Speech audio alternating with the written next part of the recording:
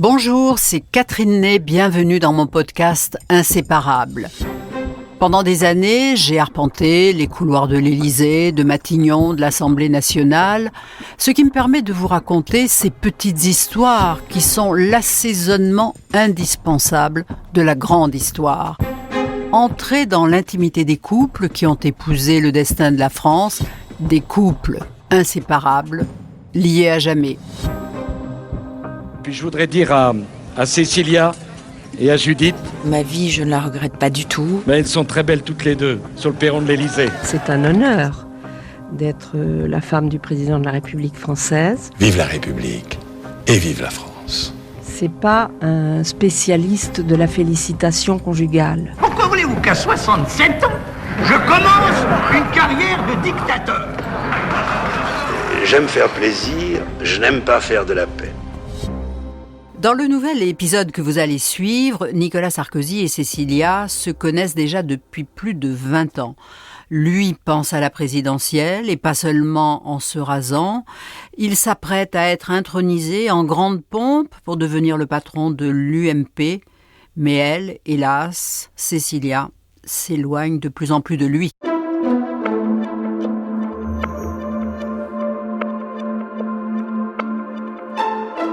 Le sacre au parc des expositions du Bourget a lieu le dimanche 28 novembre 2004. Cécilia se concentre à l'organisation de ce meeting.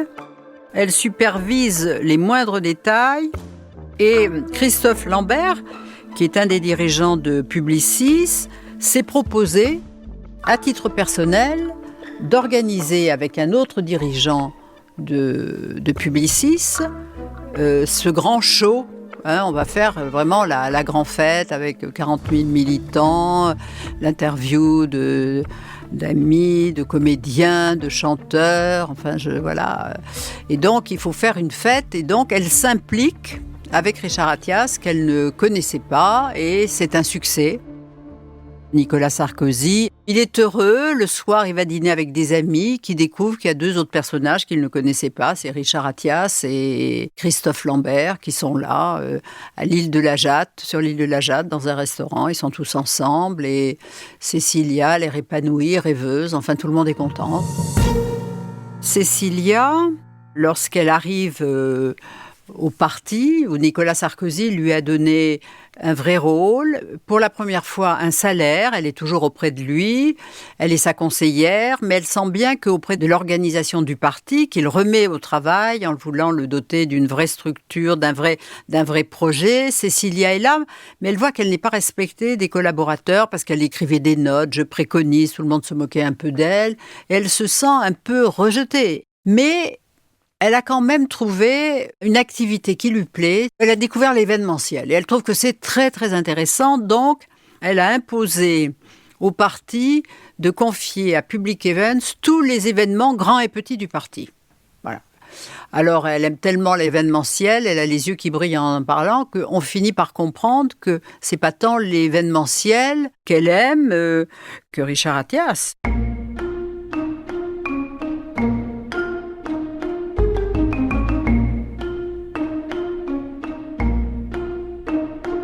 Ceux qui la connaissent la trouvent changée. On voit bien qu'elle est emportée par cette force obscure, violente, irraisonnée, qu'on appelle le coup de foudre.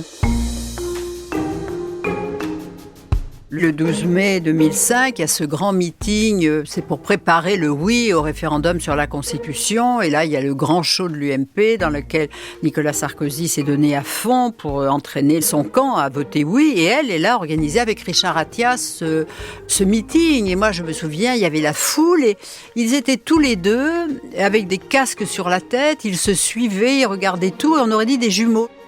Et elle avait sa place au premier rang du meeting, mais elle avait dit non, je préfère être en coulisses pour surveiller avec Richard Attias, voilà, les événements pour être sûre. Mais on voyait qu'elle était tout à fait à son affaire. Et donc le meeting se passe très bien. Et le soir, il y a toujours le dîner entre amis. Et là, il la voit un peu dans son coin et qui regarde sans arrêt ses SMS, qui est présente, absente. Et Nicolas Sarkozy qui est inquiet, qui On sent que quelque chose se passe dans le couple. Et puis, le choc, c'est le 22 mai 2005, à 8 jours du référendum. Eh bien, on apprend, la rumeur enfle, c'était un vendredi ou un samedi, que Cécilia est partie à Pétra, la ville jordanienne célèbre pour ses temples sculptés dans le rocher, c'est superbe, pour rejoindre Richard Attias qui organise le Forum de la paix, qui est vraiment quelque chose de formidable. Il y a Bill Clinton, Elie Wiesel, Richard Gere. Et là, on les voit ensemble, tous les deux. Et les gens sont très, très étonnés en se disant « Que se passe-t-il ?»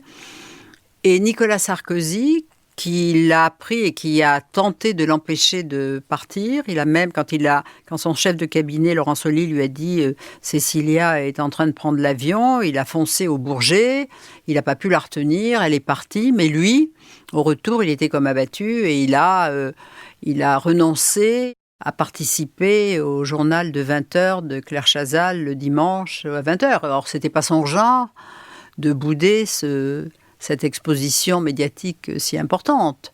Donc on s'est dit, il y a quelque chose qui ne va plus.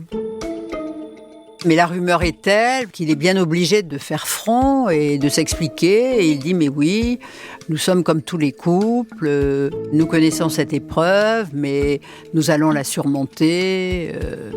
Voilà. Enfin, il laisse entendre que c'est un passage, un nuage dans le ciel du couple, mais que ce n'est pas plus grave et que les choses vont s'arranger.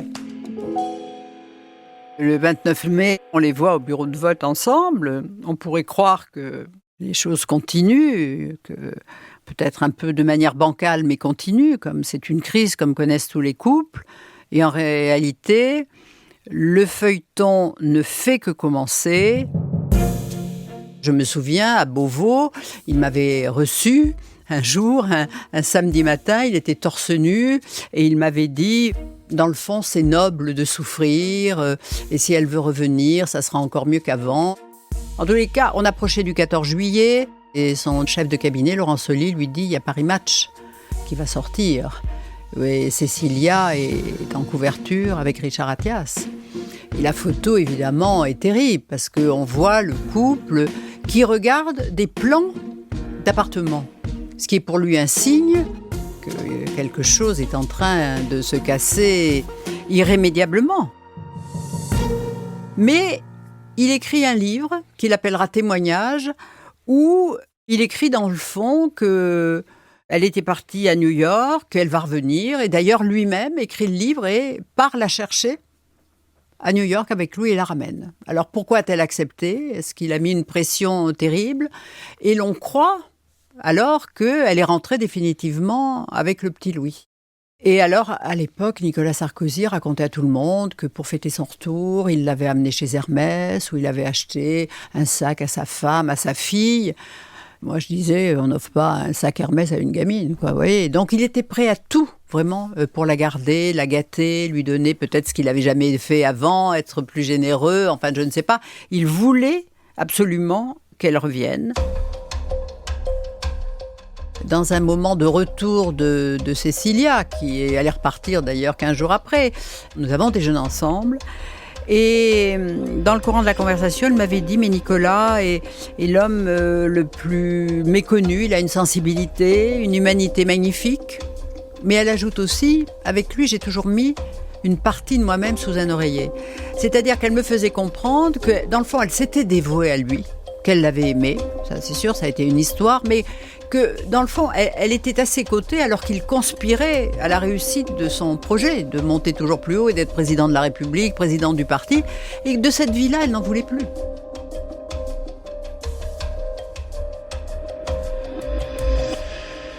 Moi, je me suis toujours demandé comment il avait pu faire pour tenir le choc, parce que cette année 2007, où commence la campagne présidentielle, où il a de bonnes chances de l'emporter, Cécilia et lui ont vendu l'appartement de l'île de la Jatte. Cécilia s'est installée à Neuilly dans un appartement loué avec sa dernière fille et avec Louis. Et pendant la campagne, elle a demandé à Dominique de Seigne, le patron du Fouquet's, de l'héberger chez lui dans le 16e. Et de temps en temps, elle venait dîner avec lui, le soir avec lui, mais ça veut dire qu'il était seul. Et ça, cette solitude, tout le monde l'ignorait, y compris ses fils, auxquels il n'avait pas dit où il habitait. Et là, à l'époque, elle lui disait « Dès que tu seras élu, je me tire ». Elle l'avait averti. Et lui ne voulait pas. Il disait « Cause toujours, mais tu ne pourras pas ». Et lui pensait que s'il était élu, elle ne pourrait pas repartir.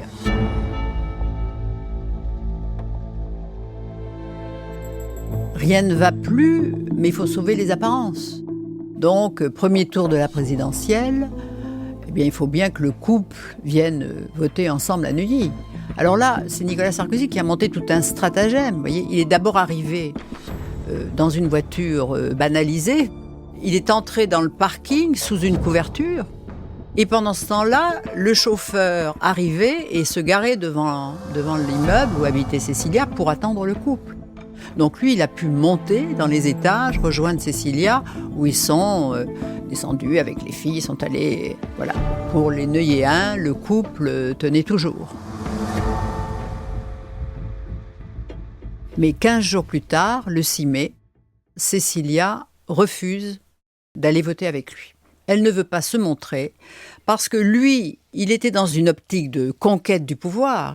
Elle, dans sa tête, dans un épisode de reconquête de Richard Attias. Et elle avait une médiatrice qui était l'ambassadrice de Jordanie. Et elle lui faisait passer des messages. Elle lui disait « Mais non, Cécilia vous aime, et dites-lui que je vais lui donner des preuves planétaires que je l'aime. Dites-lui. » Et donc, d'abord, la preuve planétaire, c'est que d'abord, elle ne va pas voter pour son mari. D'ailleurs, je crois qu'elle n'a pas été votée du tout. Vous voyez, ça c'est quand même au point de vue démocratique, ne pas sortir parce qu'elle était déprimée, elle ne voulait rien entendre. Voilà. Et ça, pour Nicolas Sarkozy, mais c'est une première humiliation terrible. Et le soir de l'élection, elle faisait cette soirée au Fouquet parce que c'est elle qui avait dit la liste de ceux qui étaient autorisés à venir. Donc ça a été une première image qui a été très mauvaise pour lui. Après l'élection, Nicolas Sarkozy avait pensé amener Cécilia en Corse, parce qu'il aime la Méditerranée, il avait retenu des chambres à la Calarossa, mais comme il avait dû y aller avec d'autres personnes lorsque Cécilia était absente, parce qu'il faut bien que le corps exulte, et que, voilà, on connaît. Bon, elle ne voulait pas y aller par jalousie. Donc c'est au dernier moment, Vincent Bolloré lui dit « Écoutez, j'ai un bateau au large de Malte. » Donc deuxième erreur, il s'en va à Malte avec elle. Ça a été une parenthèse magique, mais qui n'a pas duré longtemps. C'est-à-dire qu'elle est revenue à Paris, s'est installée à l'Élysée, mais sans s'y installer parce qu'elle n'avait absolument pas envie d'être une première dame, et elle passait plutôt son temps, alors qu'elle était la première dame, à l'hôtel Bristol, à discuter avec ses amis, mais toujours pour montrer à Richard Attias qu'elle n'était pas première dame, quoi. Vous voyez, il y avait quelque chose qui n'allait plus. Pour la cérémonie d'investiture, Pierre et Jean, les fils de Nicolas, ont demandé à leur grand-mère, Dadu, de venir avec elle, d'arriver sur le tapis rouge avec elle. Et puis la veille au soir, Cécilia a appelé en disant non, on viendra vous chercher, nous arriverons ensemble. Et elle avait monté ce scénario de l'arrivée d'une famille, on aurait dit les Grimaldi, vous voyez. Et ce qui était très drôle, il y avait ces deux filles blondes, les deux fils blonds, on aurait dit qu'ils étaient vraiment frères et sœurs, vous voyez. Et puis il y avait le petit Louis, donc c'était une arrivée très, très, faite pour Netflix, vous voyez, c'était hollywoodien. Dans la salle des fêtes, elle était magnifique avec cette robe Prada sans manches. Nicolas lui a caressé la joue et on sentait qu'elle avait un air tragique et que c'était et qu'elle elle avait fait le geste de cette arrivée assez spectaculaire, mais que dans le fond le cœur n'y était pas. Le protocole se poursuit. Nicolas Sarkozy reçoit les insignes de Grand Croix de la Légion d'honneur et prononce sa première allocution de chef d'État avant un clin d'œil à son épouse quand l'orchestre se met à jouer un morceau du compositeur Albéniz, arrière-grand-père de Cécilia Sarkozy.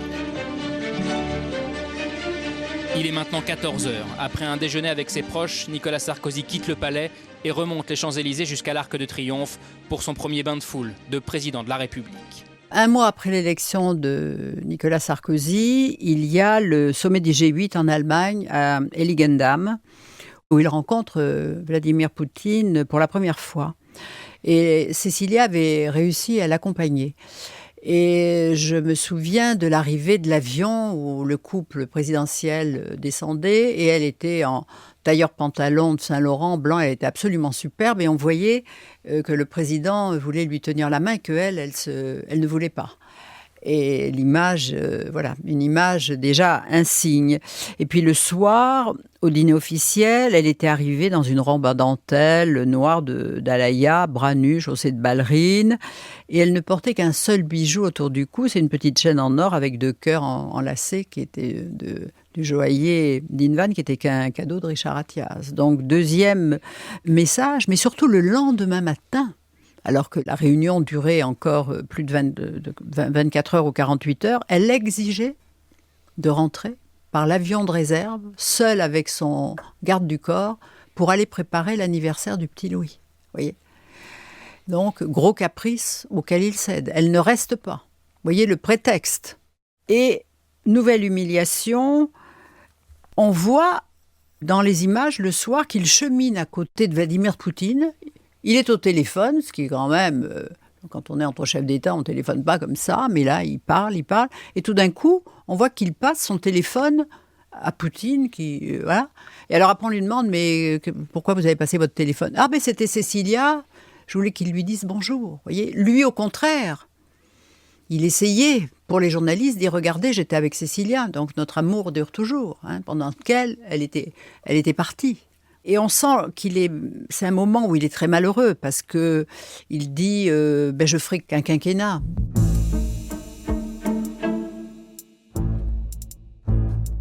Les rumeurs de divorce ont commencé à courir dans le landerneau politique et c'était évident que le couple devait divorcer. Et là, je crois que le point d'orgue de l'humiliation, ça a été d'accepter de passer 10 jours de vacances aux États-Unis, à Wolfboro, dans le New Hampshire, à 82 km de la résidence d'été des Bush. Et donc, ils avaient invité le couple présidentiel. Donc, le fameux jour où Nicolas Sarkozy accepte l'invitation, et ce matin-là, Cécilia se lève et a une angine. Et dit « je n'irai pas ». Toute la matinée, il l'a suppliée, et puis finalement, elle n'est pas venue, elle ne voulait pas. Et toutes les télévisions du monde attendaient cette rencontre, Et donc, le président arrive seul, à la grande déception de la famille Bush. Et là, la planète entière sait que Cécilia n'accompagne pas son mari. Et quelques heures après, les photographes la voient dans le village sans foulard autour du cou, elle n'a pas d'angine. Et là, Nicolas Sarkozy est revenu de vacances, d'une humeur massacrante. Il engueulait tout le monde, mais là, il savait que c'était plus possible et qu'il fallait divorcer. Et que là, sa décision de se séparer d'elle, parce que trop c'était trop, il le fallait. Et donc, c'est ce qui est arrivé. Le 16 octobre, le Nouvel Obs révélait le divorce. Ce jour-là, Nicolas Sarkozy est au Conseil économique et social. Il fait un grand discours sur la pauvreté et la solitude. Et là, il dit, il y a la bonne solitude, celle de la réflexion. Puis il y a la solitude poisseuse, celle qui oppresse, qui naît de la privation, de l'écoute, du soutien, du regard de l'autre, celle qui fait oublier le sentiment d'aimer et d'être aimé. Là, on fait comprendre que là, la douleur est à son maximum, quoi. Et le 18 octobre, à 13h20, un communiqué de l'Élysée tombe sur l'AFP. Cécilia et Nicolas Sarkozy se sont séparés par consentement mutuel. Et ce jour-là, Cécilia déjeune avec Isabelle Balkany. Elle dit quoi ? Le mot divorce n'est pas mis ? Et elle téléphone à l'Élysée pour qu'il y ait un second communiqué. Ou là, dans l'après-midi, voilà, c'est rectifié. Le mot divorce est prononcé. C'est la fin d'une histoire. C'est la fin d'une histoire qui avait commencé en 88. C'est une histoire qui peut arriver dans tous les couples. C'est qu'une femme tombe follement amoureuse d'un homme, qui était en l'occurrence Cécilia de Richard Attias. Mais dans des circonstances, quand ce sont des personnages Quand on divorce, on ne se comporte pas bien. Quand on veut quitter l'autre et que l'autre ne veut pas, on fait des choses qui ne sont... Mais personne ne le sait, c'est pas planétaire. Tandis que là, c'était un président élu. On peut dire qu'elle lui a gâché son entrée en fonction et qu'il était d'un tel malheur qu'il était devenu irascible et qu'il fallait tous les jours qu'il engueule quelqu'un. Et il s'est fait un paquet d'ennemis parce qu'il fallait, ne pouvant s'en prendre à celle qu'il aimait toujours et qui s'en allait, il engueulait tout le monde, quoi. Et voilà, c'est une histoire hors norme. Parce que c'est l'histoire surtout le divorce d'un personnage qui l'était lui aussi hors norme. Vous venez d'écouter Inséparables, un podcast Europe 1 Studio produit par Sébastien Guyot et réalisé par Christophe Davio. Si vous avez aimé, n'hésitez pas à vous abonner, cela vous permettra de suivre les prochains épisodes. À très bientôt donc, d'ici là, comme on le dit désormais, prenez bien soin de vous.